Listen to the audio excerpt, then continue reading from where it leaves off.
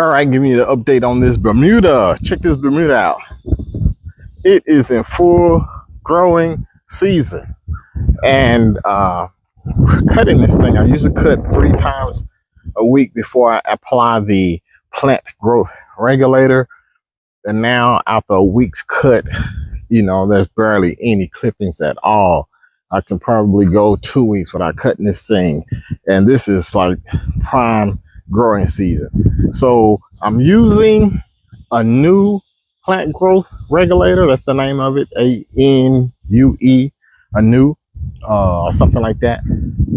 I know the most popular brands out there, probably T-Nex and Primo Max, those type of, that type of plant growth regulator. The reason why I use a new and not the Primo Max or the T-Nex is because of the rebound situation. If you were to miss your application, your growing degree days. Now this thing is put down according to a growing degree day. Basically, the hotter it is, the shorter the time that this stuff will last, and you will have to reapply it. And if you miss that reapplication time, the grass will shoot up even faster than it normally grows. It does the opposite when it comes out of under regulation. So you don't want to do that. So you don't want that uncontrollable growth. So you want to try to keep it regulated on a timely basis. Well, with the new, it doesn't have nearly as much of a rebound. It's almost no rebound. So this is really for the beginners or people who are just not getting into it. This is actually the better one to go with because it's more forgiving than the T-Nex. But that's what I use. It's been great for me. And this thing right here is under regulation, and I'm trying to get it together. So I bought some feature iron that I'm going to put on here. And what I'm going to do is a comparison between that feature and this almighty iron. So I have some on here.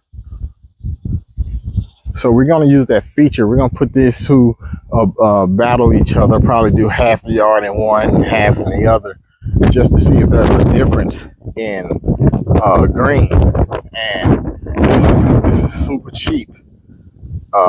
This is super cheap. I'm big on money, something I don't have a lot of. So whatever bang for the buck that I can get, I'll do. I know feature works because I used it before, but I'm going to compare it to this to see if there's even a reason why I should pay a lot more. Now this right here is super concentrated. I'm only using like 1/16 of an ounce per gallon. That's how concentrated this thing is. This thing will last a long time. I mean, I'm probably for a four gallon tank, I'm like using less than 3/4 of an ounce, or right at 3/4 of an ounce for a whole 4-gallon tank. That's how much I'm using on this stuff. Whereas the feature, you're using about 2 ounces per gallon. So there's a big difference between these two. So I'm going to put them together and see which one's going to come out tight and see where I should be spending my money. But anyway, y'all, it's hot out here, and yes, I don't have my cap on. I just put it up. It's hot out here. We're in the 90s. We're going to be here and higher for the duration of the summer. We may be getting some 100 degrees shortly, not for sure, but this is where we are. Might as well do an update on the fescue since we're here. The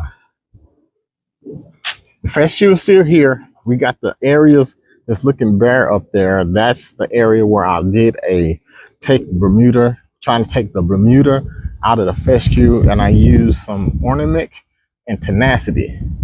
I do see some little discoloration going on with the Bermuda, but not necessarily death. So I'm going to go back with triclopyr and fusilade 2. Now it's the same active ingredient in the ornament. It's the same active ingredient in the ornament as the fusilade 2, but the ornament is only has 1.2% versus the fusilade is somewhere 30 or something percent. So there's a big difference in the strength of it. So that's what I'm going to switch to. I'm going to switch to the triclopyr and the fusillade to see if I can knock this Bermuda out and get it gone before we can start overseeding process in about 2 months.